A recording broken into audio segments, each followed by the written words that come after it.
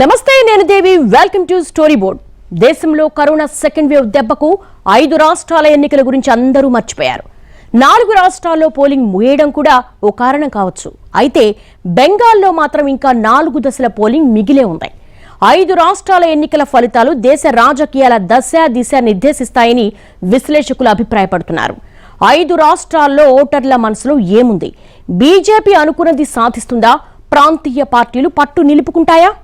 దేశ జనాభాలో 5వ వంతు మంది ప్రజలకు ప్రాతినిధ్యం వహించే 5 రాష్ట్రాల ఎన్నికలు అందరికీ ఆసక్తి కలిగిస్తున్నాయి. ఈ ఎన్నికల ఫలితాలు జాతీయ రాజకీయాలను తీవ్రంగా ప్రభావితం చేస్తాయన్న అంచనాలున్నాయి. ముఖ్యంగా బీజేపీ సాధించే ఫలితాలను బట్టే కేంద్ర ప్రభుత్వ విధానాల్లో కూడా మార్పులుంటాయన్న వాదన వినిపిస్తోంది. 4 రాష్ట్రాలు అస్సాం, పశ్చిమ బెంగాల్, తమిళనాడు, కేరళ. కేంద్రపాలిత ప్రాంతం పుదుచ్చేరిలో మార్చి 27 నుంచి ఎన్నికల ప్రక్రియ మొదలైంది. ఫలితాలు మే 2న ప్రకటిస్తారు. ఇప్పటికే అస్సాం, తమిళనాడు, కేరళ, పుదుచ్చేరిలో పోలింగ్ ముగిసింది. బెంగాల్లో 4 దశల పోలింగ్ ముగియగా మరో 4 దశల పోలింగ్ మిగిలి ఉంది. ఈ 5 రాష్ట్రాల నుంచి మొత్తం 116 మంది ఎంపీలు లోక్సభలో ఉన్నారు. అంటే మొత్తం సభ్యుల సంఖ్యలో ఇది 5వ వంతు. ఆ రాష్ట్రాల నుంచి రాజ్యసభలోనూ 21% మంది సభ్యులుంటారు. ప్రధానమంత్రి నరేంద్ర మోదీ నేతృత్వంలోని భారతీయ జనతా పార్టీ దాదాపు గత 7 ఏళ్లుగా దేశంలో అధికారంలో ఉంది. భారత పార్లమెంట్లోని ఉభయ సభల్లో సంఖ్యాబలం ఉండడంతో పాటు తాము అధికారంలో ఉన్న రాష్ట్రాల సంఖ్యను బట్టి చూస్తే బీజేపీ భారత్లో అతిపెద్ద రాజకీయ పార్టీగా అవతరించింది. 2019 సాధారణ ఎన్నికల్లో బీజేపీ భారత పార్లమెంట్ దిగువ సభలో 56% స్థానాలు గెలుచుకోగలిగింది. గత 35 ఏళ్లలో ఏదైనా ఒక పార్టీకి లభించిన అతిపెద్ద విజయం ఇదే. అయితే బీజేపీ మొత్తం దేశమంతా ప్రభావం చూపలేకపోయింది. 2019 ఎన్నికల్లో అది 11 పెద్ద రాష్ట్రాల్లో 75% పైగా స్థానాలు గెలుచుకున్నా తమిళనాడు, కేరళ లాంటి కొన్ని రాష్ట్రాల్లో ఒక్క సీటు కూడా దక్కించుకోలేకపోయింది. ఇప్పుడు అవే రాష్ట్రాల్లో పోలింగ్ జరిగి ఓటర్ల తీర్పు ఈవీఎంలో నిక్షిప్తమైంది. బీజేపీ 2019లో పశ్చిమ బెంగాల్లో 43% సీట్లు సాధించింది. అంతకుముందు అది ఆ రాష్ట్రంలో ఎప్పుడూ 5% కంటే ఎక్కువ స్థానాలు గెలుచుకోలేకపోయింది. ఇప్పుడు బీజేపీ మొదటిసారి పశ్చిమ బెంగాల్లో ప్రభుత్వం ఏర్పాటు చేసేందుకు గట్టి ప్రయత్నాలు చేస్తోంది. గత 4 దశల్లో జరిగిన పోలింగ్ చూస్తే ఎన్నికలు ఎంత హోరాహోరీగా జరుగుతున్నాయో తెలుస్తోంది. మొదటి 3 దశల పోలింగ్తో పోలిస్తే 4వ దశ పోలింగ్లో హింస చెలరేగడం, సిఆర్పీఎఫ్ బలగాలు ఏకంగా 4గురిని కాల్చి చంపడం పెను దుమారం రేపింది. ఇక దీనికి తోడు మమతా బెనర్జీ ప్రచారంపై ఈసీ 24 గంటల నిషేధం విధించడం కూడా చర్చనీయాంశంగా మారింది. తమిళనాడు, కేరళ, పశ్చిమ బెంగాల్లో బీజేపీ నేరుగా ఎప్పుడూ ప్రభుత్వం ఏర్పాటు చేయలేదు. ఇప్పుడు ఈ రాష్ట్రాల్లో పార్టీని విస్తరించేందుకు ఎన్నికల్లో కాషాయ పార్టీ ప్రత్యేక వ్యూహాలు అమలు చేసింది. ఈశాన్య భారతదేశంలో అతిపెద్ద రాష్ట్రమైన అస్సాం కూడా బీజేపీకి అంతే కీలకం. ఆ పార్టీ ప్రస్తుతం అక్కడ అధికారంలో ఉంది. మెల్లమెల్లగా అది రాష్ట్రంలో తన స్థితిని బలోపేతం కూడా చేసుకుంది. కానీ ఈ ఎన్నికలకు ఏడాది ముందు బీజేపీ అస్సాంలో వ్యతిరేకతను ఎదుర్కోవాల్సి వచ్చింది. పౌరసత్వ చట్టానికి కేంద్ర ప్రభుత్వం చేసిన సవరణలకు వ్యతిరేకంగా ఈ ఆందోళనలు జరిగాయి. ఆ సవరణల ప్రకారం 3 పొరుగు దేశాల నుంచి వచ్చిన ముస్లిమేతర మైనారిటీలకు కేంద్రం పౌరసత్వం అందిస్తుంది. అస్సాంలో అలా స్థిరపడిన వారు చాలామంది ఉన్నారు. అయితే భారతీయులెవరికీ ఎలాంటి ఇబ్బంది ఉండదని ప్రధాని మోడీతో పాటు అమిత్ షా కూడా హామీలిచ్చారు. అయితే పోలింగ్ సరళి చూస్తే బీజేపీ, కాంగ్రెస్ కూటముల మధ్య హోరాహోరీ పోరు జరిగిందని అంచనా వేస్తున్నారు. స్వల్ప మెజారిటీతో ఎన్డీఏ అధికారంలోకి వస్తుందని సర్వేలు చెబుతున్నా ఊహించని విధంగా సీట్లు గెలుచుకుంటామని కమలనాథులు ధీమా వ్యక్తం చేస్తున్నారు. అటు కాంగ్రెస్ శిబిరం కూడా సర్ప్రైజ్ ఉంటుందని ఊరిస్తోంది. పుదుచ్చేరిలో 4 ఏళ్ల నుంచి కాంగ్రెస్ ప్రభుత్వం ఉంది. కానీ ఎన్నికలకు నెల ముందు ఆ రాష్ట్ర ప్రభుత్వం చాలా మంది ఎమ్మెల్యేల మద్దతు కోల్పోయింది. కొంతమంది అధికార పార్టీకి రాజీనామా కూడా ఇచ్చారు.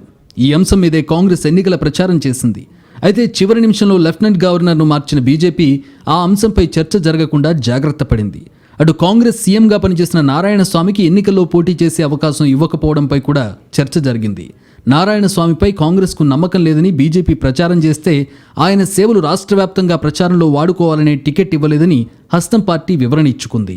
4 రాష్ట్రాలు, ఒక కేంద్రపాలిత ప్రాంతంలో జరిగే ఎన్నికల్లో దక్కే విజయం బీజేపీకి చాలా కీలకం అని భావిస్తున్నారు. వచ్చే సాధారణ ఎన్నికల్లో ఆ లోపు జరగబోయే రాష్ట్రాల ఎన్నికల్లో సత్తా చాటాలంటే 5 రాష్ట్రాల ఎన్నికల్లో ఆశించిన ఫలితాలు రావాలని కమలదళం లెక్కలేస్తోంది.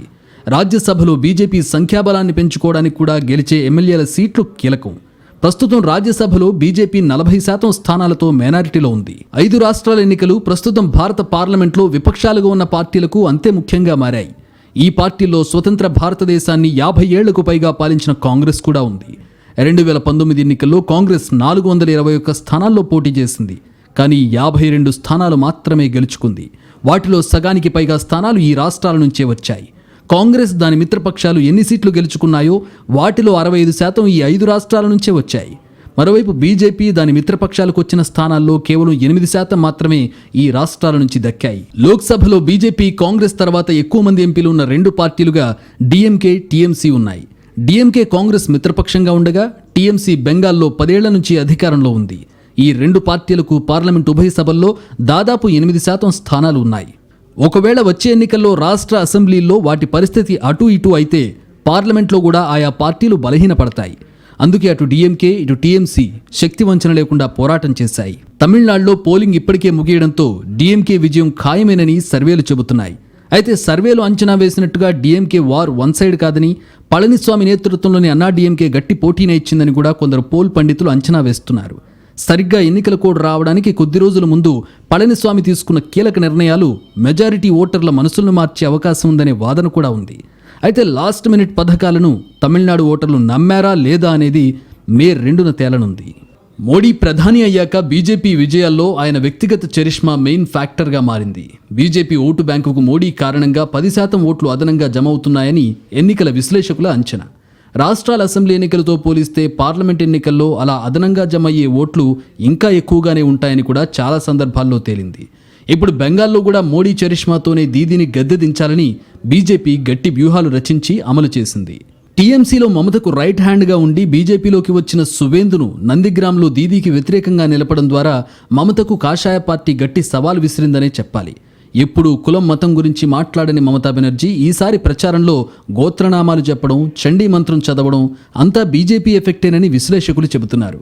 నందిగ్రామ్లో నామినేషన్ వేయడానికి వెళ్లిన దీదీ ఎవరో తనపై దాడి చేశారని ఆసుపత్రిలో చేరడం, కాలికి కట్టుతో ఎన్నికలు ప్రచారం చేయడం బెంగాల్ వ్యాప్తంగా భావోద్వేగాన్ని రగిలించిందని టీఎంసీ అంచనా.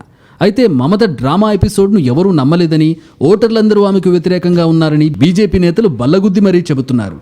ఇప్పటికే ముగిసిన 4 దశల పోలింగ్తోనే తమ విజయం ఖాయమైపోయిందని, ఇక మిగతా 4 దశల ఎన్నికలు మెజారిటీ కోసమేనని కాషాయ పార్టీ నేతలు ఢంకా బజాయిస్తున్నారు. అయితే టీఎంసీ మాత్రం మమత పవర్ ఏంటో ఓట్ల లెక్కింపు తర్వాత తెలుస్తుందని ధీమాగా ఉంది. బెంగాల్లో బీజేపీ గెలిస్తే మాత్రం అక్కడ కొత్త శకం ప్రారంభమైనట్టేనని చెప్పాలి. అయితే 3వ దీదీ సీఎం అవుతారని, టీఎంసీకి స్వల్ప మెజారిటీ వస్తుందని సర్వేలు చెబుతున్నాయి. స్వల్ప మెజారిటీతో మమత సీఎం అయినా గత 10 ఏళ్ల మాదిరిగా పరిస్థితులు ఉండవని విశ్లేషకులు అంచనా వేస్తున్నారు. బెంగాల్లో కీలకంగా భావించే దళితులు బీజేపీ వైపు తిరిగారని చెబుతున్నారు. అది ఎంతవరకు నిజమో ఎన్నికల ఫలితాలు వచ్చాకే తెలుస్తుంది. పార్లమెంట్ ఎన్నికల్లో అండగా ఉన్న మతువాల ఓట్ల కోసం మోడీ బంగ్లాదేశ్ టూర్ వెళ్లారని విమర్శలొచ్చాయి. మరి ఆ వర్గం కాషాయ పార్టీకి ఎన్ని సీట్లు ఇస్తుందో కూడా చూడాల్సి ఉంది. అటు మైనార్టీల ఓట్లు చీల్చడానికి బీజేపీ విసిరిన పాచికలు ఏ మేరకు ఫలిస్తాయో తేలాలి. మమత వ్యూహాత్మకంగా తెరపైకి తెచ్చిన బెంగాల్ కూతురు నినాదానికి మంచి స్పందన వచ్చిందని టీఎంసీ అంచనా వేస్తోంది. ఈ అంచనాల్లో నిజమెంతో కూడా ఫలితాలతోనే తేలనుంది. ఈశాన్యంలో కీలక రాష్ట్రం అసోంలో బీజేపీకి గెలుపు అత్యావశ్యకంగా మారింది. ఇక్కడ సీఎం సర్బానంద సోనోవాల్, కీలక నేత హిమంత్ బిశ్వశర్మ మధ్య విభేదాలున్నాయనే ప్రచారం జరుగుతోంది. అసోంలో ఎన్నికల ప్రచారం చేసిన మోడీ సర్బానంద్ సోనోవాల్ను సీఎం అభ్యర్థిగా ప్రకటించకపోవడం కూడా చర్చనీయాంశంగా మారింది. అసోంలో కాంగ్రెస్ కూడా టఫ్ ఫైట్ ఇచ్చిందని చెబుతున్నారు. ఇవి కాకుండా కొత్తగా తెరపైకి వచ్చిన పార్టీలు కూడా 2 కూటముల మధ్య ఓట్లు చీల్చడంలో కీలక పాత్ర పోషించాయనే అంచనాలున్నాయి. కొత్త పార్టీలు ఎన్డీఏ ఓట్లు చీల్చాయా, కాంగ్రెస్ ఓట్లు చీల్చాయా అనే విషయమే గెలుపోటముల్లో కీలకం కానుంది.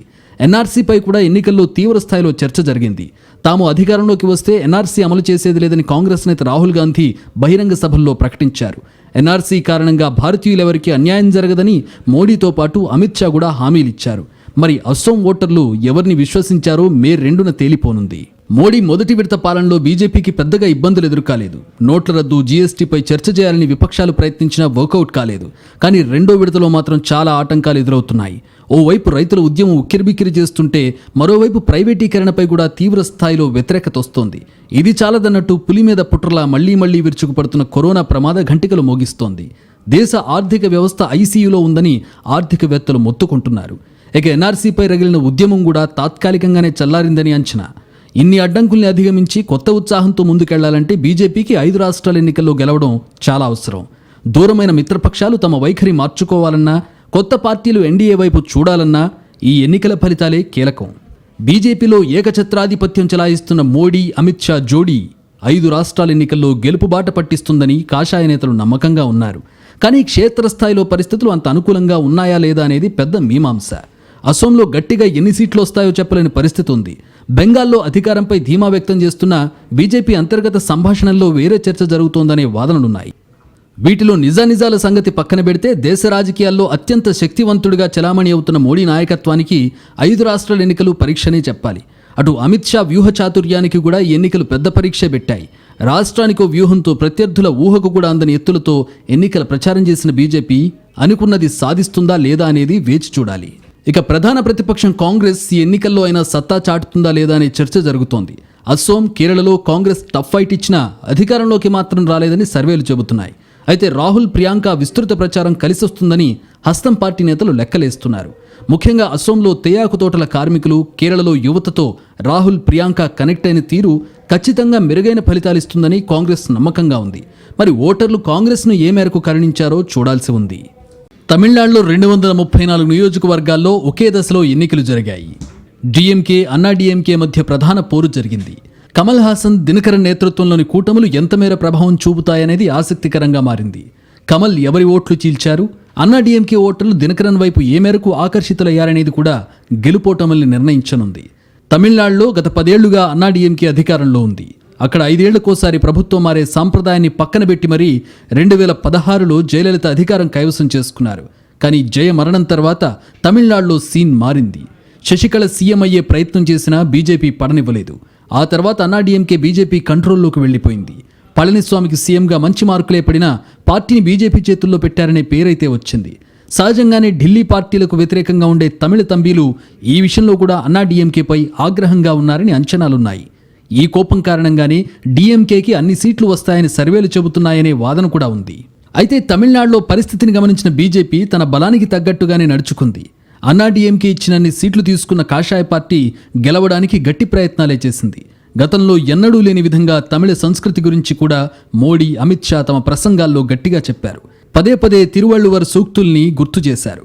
ఇక తమిళ భాష నేర్చుకోకపోవడం దురదృష్టకరమని మోడీ, అమిత్ షా మాట్లాడడం కూడా ఎన్నికల జిమ్మిక్కే అంటున్నారు పరిశీలకులు. ఏదేమైనా తమిళ ఓటర్లలో భావోద్వేగం రేకెత్తించే అంశాలను టచ్ చేయడంలో కమలదళం ఓ మేరకు సక్సెస్ అయిందని చెప్పాలి. కానీ బీజేపీకి ఎన్ని సీట్లు వస్తాయనేది ఇప్పుడు కీలకంగా మారింది. తమిళనాడులో బీజేపీ డైరెక్ట్ ప్లేయర్ కాదు, ఇండైరెక్ట్ ప్లేయర్ మాత్రమే. కానీ గత 5 ఏళ్లుగా అన్నా డీఎంకే కార్యకలాపాల్ని మోడీయే నిర్దేశిస్తున్నారన్న విమర్శల తరుణంలో 5 ఏళ్లలో ఢిల్లీ నుంచి చాలా నిధులిచ్చామని బీజేపీ ప్రచారంలో చెప్పుకుంది. మరి వీటిని తమిళ ఓటర్లు విశ్వసించారా లేదా అనేది చూడాలి. ఖుష్బూ లాంటి నేతలైనా గెలుస్తారా, లేకపోతే ఎప్పట్లాగే బీజేపీకి ఓటమి మిగులుతుందా అనేది ఆసక్తికరం. తమిళనాడులో తమ అభ్యర్థుల గెలుపుతో పాటు అన్నా డీఎంకే గెలుపు కోసం కూడా బీజేపీ పరోక్ష వ్యూహాలు రచించింది. కొత్త పార్టీ పెట్టడం లేదని రజనీకాంత్ ప్రకటించడంతో బీజేపీ వ్యూహం మార్చింది. శశికళతో కూడా రాజకీయాల నుంచి విరమించుకున్నట్టు ప్రకటన చేయించింది. పళనిస్వామి ఎన్నికల ముందు ప్రకటించిన హామీలు కూడా బీజేపీ సూచనల ఫలితమే అనే వాదనలున్నాయి. అయితే శశికళను అన్నా డీఎంకేలో చేర్చుకోవాల్సిందిగా అమిత్ షా సూచించారని, దానికి పళనిస్వామి నిరాకరించారని ప్రచారం జరిగింది. ఇందులో నిజానిజాలెంతో తేలాల్సి ఉంది. ఎన్నికల ప్రచారంలో పౌరసత్వ సవరణ చట్టాన్ని కూడా పళనిస్వామి వ్యతిరేకిస్తున్నామని ప్రకటించడం బీజేపీకి అసనిపాతంగా మారింది. తమిళనాడు ఎన్నికల ఫలితాలు అన్నా డీఎంకే బీజేపీ సంబంధాల్ని తీవ్ర స్థాయిలో ప్రభావితం చేయడం ఖాయంగా కనిపిస్తోంది.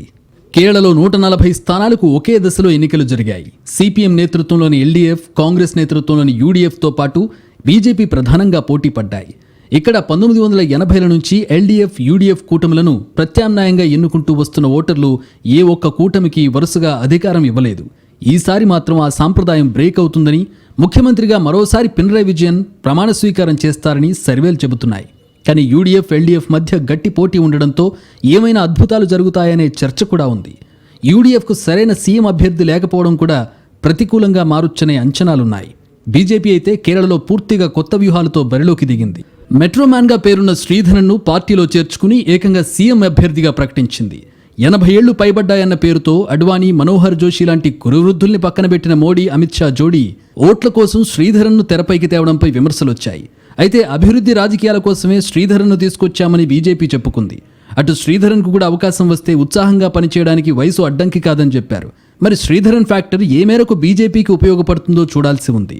కేరళలో బీజేపీకి బలం పెరుగుతుందా, కొన్ని సీట్లైనా వస్తాయా, కనీసం ఓట్ల శాతం మెరుగుపడుతుందా?